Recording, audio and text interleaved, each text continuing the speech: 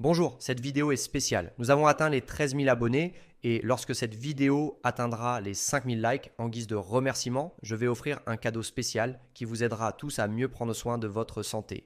Quel est le meilleur aliment pour le diabète et quel est le pire? Dans cette vidéo, je vais raconter quelles mesures sont bonnes pour un diabétique après avoir mangé, ce qu'on peut considérer comme bon et ce qu'on peut considérer comme mauvais. Commençons donc avec la liste des 7 meilleurs aliments. Je vous dirai les meilleurs, puis les 6 que vous devez éviter. En réalité, ce sont 6 types d'aliments car il serait très limité de parler d'un seul aliment spécifique dans la vidéo. Je vais donc parler de catégories comme par exemple la numéro 1 sur la liste des meilleurs qui sont les légumes. Les légumes sont excellents pour les personnes atteintes de diabète et je vais prendre comme exemple le brocoli. Pourquoi le brocoli? Le brocoli est une source de vitamines et de minéraux. Il contient également du calcium et des antioxydants qui vous aident dans le processus de contrôle du diabète et souvent même dans la réversion du diabète de type 2. Si c'est un diabète de type 1, une maladie auto-immune, il n'y a que du contrôle, mais pour le diabète de type 2, il est souvent possible d'obtenir une réversion en modifiant les facteurs qui le causent et l'alimentation en fait partie. Ainsi, améliorer l'alimentation est l'une des étapes pour avoir un contrôle et dans certains cas, même réussir à inverser le diabète de type 2. Ensuite, je vous parlerai des critères utilisés pour considérer une réversion du diabète, mais dans la liste des meilleurs aliments, je place ici les légumes en mettant en avant le brocoli, le radis, le concombre, le chou-fleur, les légumes à feuilles vertes foncées qui sont excellents pour les personnes atteintes de diabète, comme la roquette et la laitue, qui peuvent également contribuer car elles sont riches en magnésium et en cuivre et peuvent améliorer ce processus, ainsi que la citrouille et la courgette. Les légumes entrent donc dans notre point numéro 1. Il y a quelques exceptions avec lesquelles vous devrez faire plus attention, qui entrent également dans la liste des pires légumes, ceux qui ont une plus grande quantité d'amidon, comme la pomme de terre, le maïs, les pois. Avec ces trois-là, il faut faire particulièrement attention, mais en règle générale, les légumes sont excellents et entrent dans la liste des meilleurs. Le numéro 2, qui ne pouvait pas manquer dans la liste des meilleurs, ce sont les fruits. Et ici, je vais accorder une attention particulière à la pomme, car la pomme est riche en fibres et contient également des antioxydants. La pomme avec la peau est préférable. Si vous ne pouvez pas acheter des pommes biologiques, vous pouvez laver la peau de la pomme avec une éponge végétale, ce qui réduira une grande partie des pesticides. Si vous êtes préoccupé par cela, c'est une façon très simple et peu coûteuse de réduire cette exposition. Bien sûr, vous ne l'éliminerez pas complètement car il y a des pesticides à absorption systémique, mais c'est un moyen de les réduire considérablement. Et si vous mangez la pomme avec la peau, en plus des fibres qui vous aident dans votre processus de satiété et améliorent le transit intestinal, elles réduisent également l'indice glycémique d'autres aliments, car les aliments riches en fibres aident à la digestion. Elles contiennent aussi de la pectine, une fibre soluble qui peut améliorer vos niveaux de cholestérol. Nous savons que les personnes atteintes de diabète doivent en faire attention au cholestérol en raison du risque cardiovasculaire, du risque d'infarctus ou d'accident vasculaire cérébral, aussi appelé AVC. Il est donc très important de consommer des fibres et des aliments avec un faible indice glycémique ainsi qu'une faible charge glycémique, c'est-à-dire une quantité réduite de sucre, et la pomme répond à tous ces critères. Quels autres fruits sont également considérés parmi les meilleurs? Les fruits rouges, par exemple, les fraises, les citrons, l'avocat, qui contient également de bonnes graisses qui aident avec le cholestérol et une réduction importante des sucres et des glucides. Donc l'avocat est excellent. La goyave, l'orange avec pulpe pour son contenu en fibres, la pêche, la nectarine, tous ces fruits sont excellents pour les personnes atteintes de diabète et également le fruit de la passion que j'ai presque oublié de mentionner. Il y a tellement de fruits, mais je ne peux pas oublier le fruit de la passion. Donc, les fruits avec un faible indice glycémique, c'est-à-dire l'indice glycémique lorsque vous mangez un aliment, qui mesure à quel point cet aliment va augmenter votre taux de sucre dans le sang. Et ces fruits ne vont pas provoquer un pic de sucre dans le sang, pas de pic de glycémie. Vous n'aurez donc pas besoin d'un pic d'insuline. Il y a une question ici sur le fait de savoir si un pic d'insuline serait préjudiciable ou non. Si vous n'avez pas de diabète, votre corps peut le contrôler. Donc, vous pouvez manger certains aliments qui augmenteront temporairement votre taux de sucre dans le sang et vous aurez un pic d'insuline, ce qui sera physiologique, ce sera normal, vous ne tomberez pas malade pour cela. Maintenant, si vous avez déjà du diabète, ce pic d'insuline, l'insuline ne peut plus agir, ne peut plus remplir cette fonction de capter le sucre dans le sang et de le mettre dans les cellules, dans les muscles. Donc oui, c'est une question importante pour les diabétiques de faire très attention. D'accord ? Ce n'est donc pas le pic d'insuline en général, mais le pic d'insuline chez les diabétiques qui peut provoquer un changement dans les niveaux de sucre dans le sang. Le numéro 3 sur la liste des meilleurs aliments pour diabétiques, je vais placer les fibres. Les graines sont 4 ici, je n'avais jamais parlé de cela avant, mais vous posez beaucoup de questions à ce sujet. Ce sont les graines de citrouille et les graines de tournesol qui sont bonnes, oui, pour ceux qui ont du diabète. Elles contiennent plusieurs vitamines, elles aident avec l'apport quotidien en fibres, réduisant l'indice glycémique des aliments et améliorant leur absorption en retardant cette absorption. Cela réduit donc le pic de sucre dans le sang, ce qui est excellent. Et deux que vous connaissez déjà, ce sont les graines de chia et de lin. Beaucoup de gens se demandent s'ils peuvent utiliser la dorée. Oui, vous pouvez, il n'y a pas de problème. Et puis, cela dépend de votre goût, comment vous allez l'utiliser. J'utilise la chia. Parmi ces fibres, laquelle utilisez-vous ?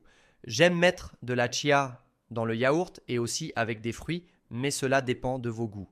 D'ailleurs, je vous invite à partager votre recette ici, comment vous l'utilisez. Si vous utilisez ces fibres, décrivez-le ici. Cela servira aussi de suggestion pour d'autres diabétiques. Et en plus, cela contribuera à la richesse de l'information. Je sais que vous allez me demander à propos de l'avoine, est-ce que l'avoine est bonne pour les diabétiques ou est-ce qu'elle est mauvaise ? Chaque fois que nous parlons de ces fibres chia, lin, graines, ils demandent pour l'avoine. L'avoine n'est pas bonne pour ceux qui ont du diabète. L'avoine est saine, oui, si vous n'avez aucun trouble métabolique lié au sucre dans le sang et à l'insuline. Pourquoi ? Parce que plus de la moitié de la composition de l'avoine est du sucre, environ 65% selon certaines études, qui parlent de 60%, c'est très variable, mais tous sont d'accord pour dire que la plus grande partie de sa composition est du sucre. Et si vous êtes diabétique, vous devez être particulièrement vigilant avec le sucre. Je ne dis pas du mal de l'avoine, j'en consomme moi-même. L'avoine a des propriétés qui peuvent améliorer votre cholestérol, mais spécifiquement pour les diabétiques, qui est le sujet de cette vidéo, vous devez être très prudent et si possible remplacer l'avoine par d'autres fibres comme celles que j'ai mentionnées. Ce serait un excellent choix. Le numéro 4, le quatrième meilleur aliment pour ceux qui ont du diabète, ce sont les œufs. Les œufs sont une source de protéines maigres. Ici, je parle des œufs entiers, tant le jaune que le blanc. Beaucoup recommandent de retirer le jaune à cause de la graisse, mais cela n'a pas de sens car le jaune contient de bonnes graisses et aussi des vitamines qui aident à la cognition et à la vision, des vitamines du complexe B. Donc cela n'a pas de sens de retirer le jaune, manger l'œuf entier. Ici, je parle d'1 à 2 œufs par jour. Si vous en mangez plus, beaucoup d'athlètes, sûrement vous avez vu une vidéo de ces personnes qui vont à la gym et ensuite mangent plusieurs œufs. Dans ce cas, oui, ces personnes devront retirer le jaune en raison de la quantité. Mais pour vous qui mangez 1 ou 2 œufs par jour, une quantité très saine, cette graisse ne vous fera aucun mal. Au contraire, ce sont de bonnes graisses avec des vitamines et des minéraux qui peuvent vous aider avec votre métabolisme. Donc les œufs, j'en mange tous les jours. Je trouve que c'est un aliment excellent et très complet. Rappelez-vous que si vous êtes diabétique, vous avez besoin d'une quantité minimale de protéines et les œufs vous aident dans ce domaine. Numéro 5, l'huile d'olive. L'huile d'olive est un puissant anti-inflammatoire et contient également de bonnes graisses. Quelle est la dose d'huile d'olive pour la protection cardiovasculaire ? De 7 à 10 ml par jour est une quantité sûre d'huile d'olive qui a des bienfaits et ne vous fera pas consommer un excès de calories. Quel est le problème avec l'huile d'olive ? Elle est très calorique, elle contient de bonnes graisses, peut aider votre cœur, ne va pas augmenter votre sucre dans le sang, mais elle est très calorique, donc vous devez faire attention. Utilisez la quantité que j'ai mentionnée ici, vous ferez un bien à votre santé. Beaucoup de gens demandent si je mets de l'huile d'olive dans une poêle, par exemple, est-ce que l'huile d'olive ne se transforme pas d'une bonne graisse en une mauvaise ? Non, cela n'arrive pas. Cela se produit seulement à des températures extrêmement élevées, mais vous ne pouvez pas atteindre cette température pour transformer l'huile d'olive en un aliment mauvais dans la cuisine de votre maison, par exemple. Donc vous pouvez être tranquille, vous pouvez faire sauter les légumes par exemple dans l'huile d'olive, cela ne posera pas de problème. Vous n'avez pas à craindre cela comme beaucoup de vidéos sur internet le prétendent. Le point de fumée de l'huile d'olive ne va pas transformer votre nourriture en quelque chose de mauvais dans la cuisine de votre maison. Vous n'avez pas à avoir cette peur. Donc oui, vous pouvez utiliser l'huile d'olive pour chauffer et aussi pour cuisiner les aliments comme vous préférez. Il est bien mieux d'utiliser l'huile d'olive que du beurre, de la margarine ou d'autres graisses animales comme le saindoux ou des graisses végétales.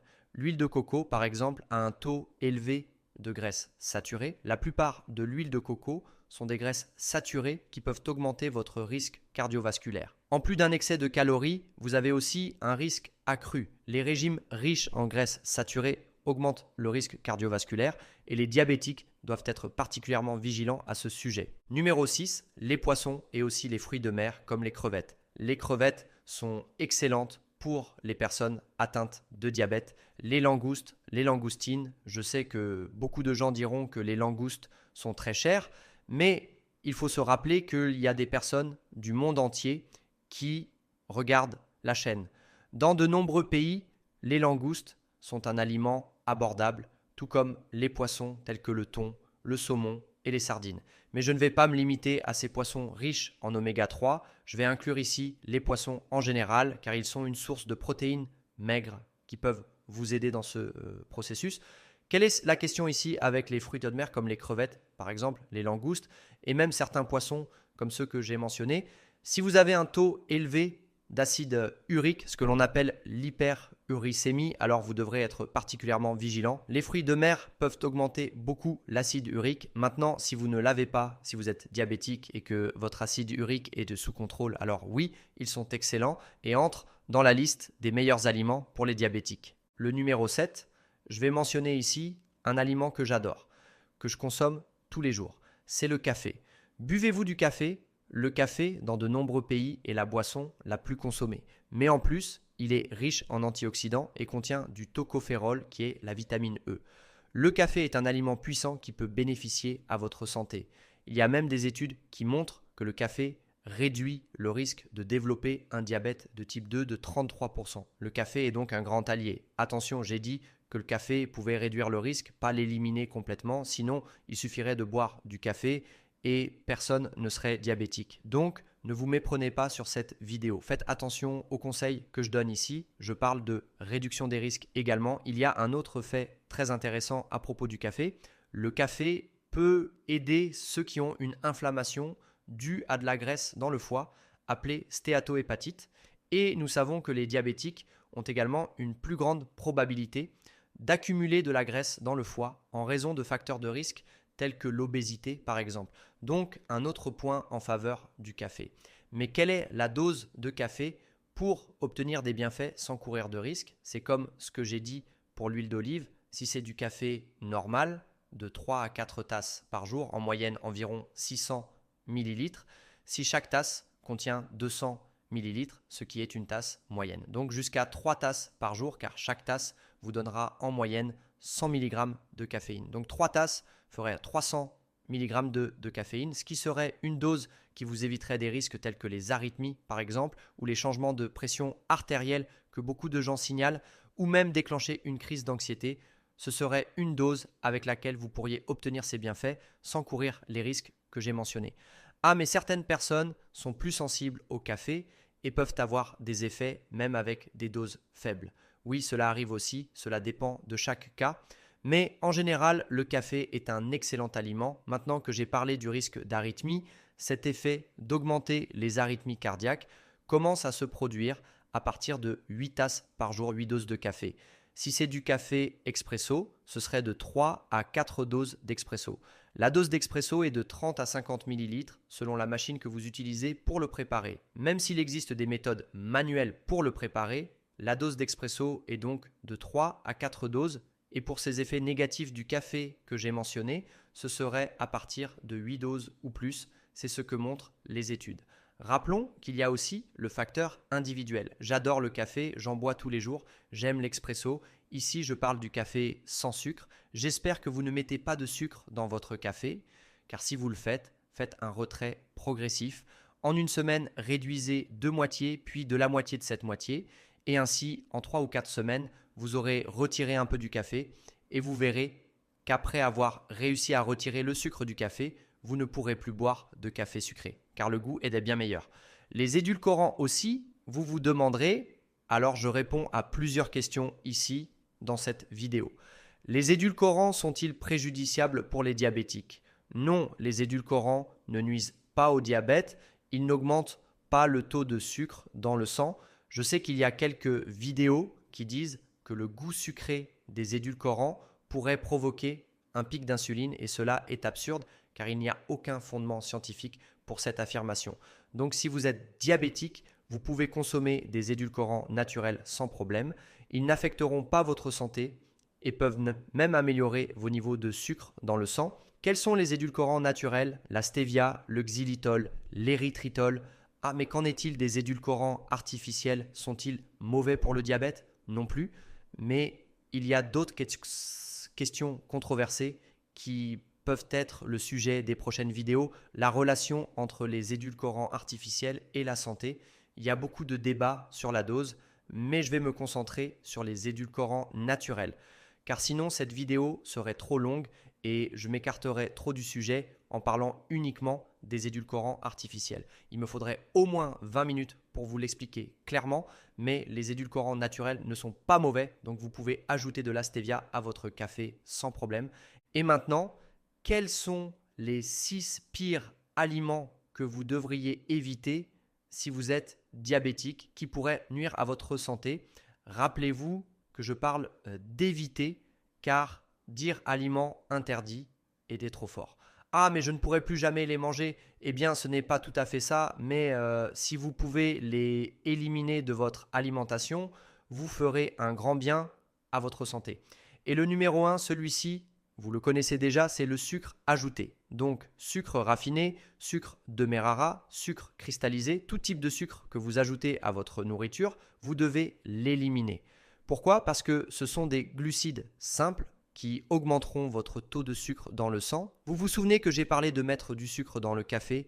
Eh bien, cela s'applique à tous les aliments auxquels vous allez ajouter du sucre, éliminer le sucre, car c'est l'un des facteurs qui nuit le plus au contrôle du diabète. Si je vais dans votre réfrigérateur ou dans l'armoire de votre cuisine, il y aura du sucre. Moi, je l'ai déjà éliminé de ma cuisine. Je vous invite à faire de même, car ainsi, vous ne serez pas tenté d'utiliser du sucre. Il n'y a vraiment aucune raison d'avoir du sucre à la maison.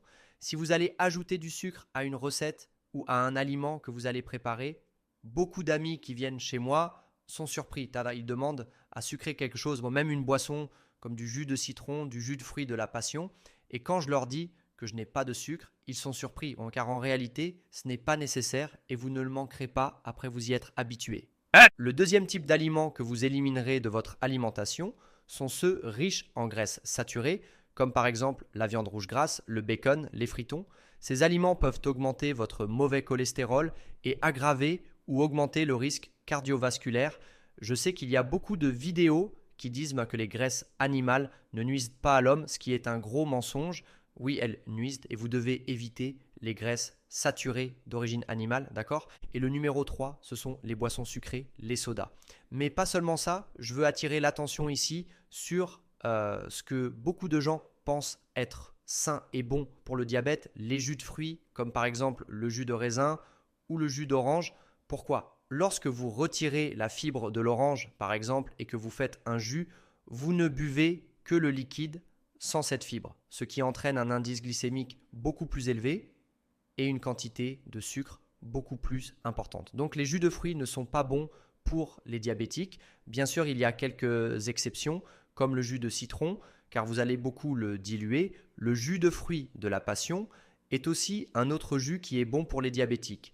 Mais en règle générale, les jus de fruits comme la pomme, l'orange, la mangue, l'ananas ou le raisin, vous devez les éviter si vous avez du diabète. Rappelons que le jus de raisin a beaucoup de propriétés bénéfiques, mais ici je parle spécifiquement pour ceux qui ont du diabète. Ils doivent faire attention et si possible l'éviter. Rappelons que les jus intégraux, à la différence des aliments, doivent également être évités, car les jus intégraux, ce mot signifie qu'ils n'ont pas d'eau ajoutée. Ce sont donc des jus plus concentrés qui contiennent une plus grande quantité de sucre pour cette raison. Mais d'autres boissons aussi, comme les milkshakes au chocolat, les boissons sucrées, les boissons avec du sirop, si vous avez du diabète, si possible, évitez-les complètement de votre alimentation. Et le numéro 4, les aliments ultra transformés ou transformés, les aliments que vous achetez prêts à consommer, par exemple les pizzas congelées, les lasagnes congelées, les hamburgers pré-cuits, ces hamburgers emballés que l'on trouve dans une boîte au supermarché.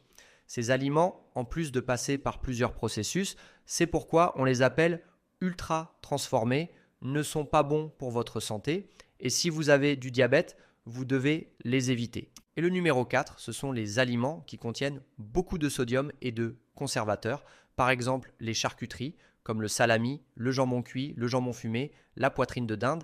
Ils contiennent des nitrates et des nitrites qui ont déjà été associés à un risque accru de cancer du côlon par exemple, mais pas seulement pour cela, mais aussi parce que ces aliments sont riches en sodium. Si vous êtes diabétique, vous devez également faire attention au sodium. Je ne dis pas que le sodium est mauvais, je parle de l'excès de sodium. Qu'est-ce qu'un excès de sodium? Selon l'Organisation mondiale de la santé, la consommation idéale de sodium serait jusqu'à 2 grammes par jour et celle de sel jusqu'à 5 grammes par jour. Si vous consommez des aliments comme le salami par exemple, vous dépasserez largement cette recommandation et nous savons déjà que la consommation excessive de sodium peut également aggraver un autre problème très courant chez les diabétiques, l'hypertension. Donc, vous devez faire attention à la quantité de sel et de sodium que vous consommez. Si vous regardez les étiquettes des emballages, vous pourrez avoir une idée de la quantité contenue dans chaque aliment pour ne pas dépasser cette limite. Mais si possible, évitez complètement les charcuteries et les aliments ultra transformés.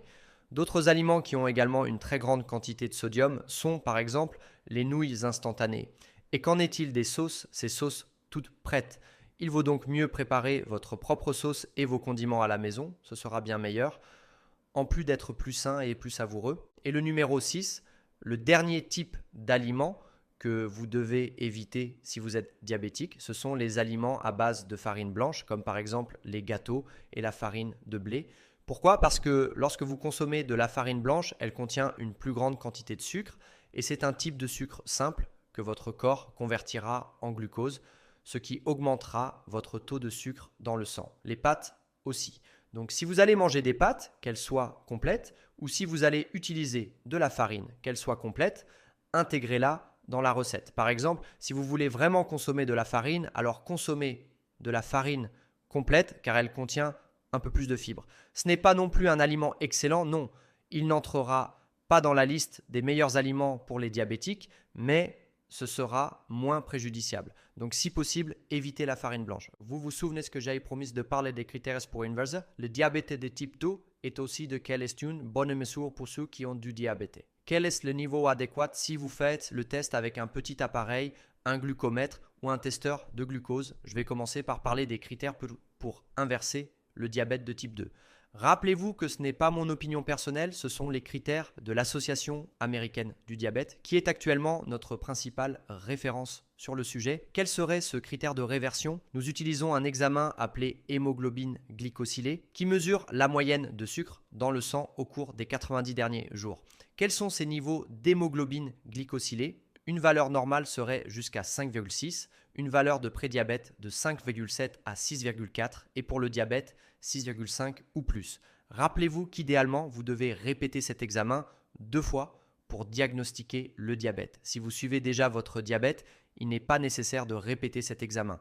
Mais quel est le critère de réversion? Si vous maintenez des valeurs inférieures à 6,5 pendant une période de 3 mois ou plus, après que votre médecin a retiré les médicaments contre le diabète, cela est considéré comme un critère de réversion. Si vous prenez un médicament, alors ce critère ne s'applique pas. Il est très important de rappeler que cela arrive souvent dans la pratique. J'ai entendu plusieurs patients dire « Oh, le résultat était bon ici, c'est un critère de réversion. » Mais si vous prenez un médicament, alors cela ne compte pas. Rappelez-vous que seul votre médecin peut vous dire quand arrêter un médicament ou quand en commencer un nouveau, car spécifiquement en ce qui concerne le diabète et les niveaux de sucre dans le sang, il y a une situation très dangereuse qui est l'hypoglycémie, aussi dangereuse que l'hyperglycémie. Un taux de sucre trop bas peut également être une urgence médicale. Il est donc important de toujours se rappeler cela. Et quels sont les bons niveaux dans le test de glycémie capillaire? Celui que vous faites avec un glucomètre. Nous utilisons une norme de 2 heures après le repas pour voir l'impact de cet aliment. Et si vous êtes diabétique, des niveaux jusqu'à 181 mAh sont considérés comme bons. Si vous regardez cela dans un pays qui utilise des millimoles par litre, cette valeur serait jusqu'à 10. Donc, ces niveaux sont utilisés pour dire que les niveaux sont vraiment sous contrôle après un repas. Vous pourriez penser, mais jusqu'à 180, 170 par exemple, n'est-ce pas un niveau très élevé? Si c'était à jeun, alors oui, mais n'oublions pas que ce sont des niveaux après avoir mangé, des niveaux postprandiaux. Donc jusqu'à 180 ou jusqu'à 10 millimoles par litre sont tolérés. Si vous n'êtes pas diabétique, je sais aussi que vous demanderez des niveaux jusqu'à 140 mAh ou 7,8 millimoles par litre. Si vous n'avez pas de diabète, sont-ils également acceptables? Avez-vous aimé cette vidéo? De 0 à 10, quelle note lui donnez-vous? Cette vidéo mérite un 10. J'ai inclus beaucoup d'informations importantes. C'est la première vidéo dans laquelle je demande un 10. J'espère que vous le pensez aussi. Écrivez dans les commentaires de quelle ville vous regardez cela, de quelle partie du monde. Je veux savoir jusqu'où cette vidéo est allée. Je vous parle depuis Porto Alegre. Maintenant, je vais vous laisser une suggestion d'une autre vidéo à regarder. C'est une vidéo où j'ai parlé du café. Saviez-vous que le café a des bienfaits pour le diabète? Voulez-vous connaître les autres bienfaits du café? J'y parle aussi, plus des risques. Cela vaut la peine de regarder cette vidéo si vous buvez du café ou si vous allez commencer à en boire pour cela. Il vaut mieux le savoir. Un abrazo, à la prochaine.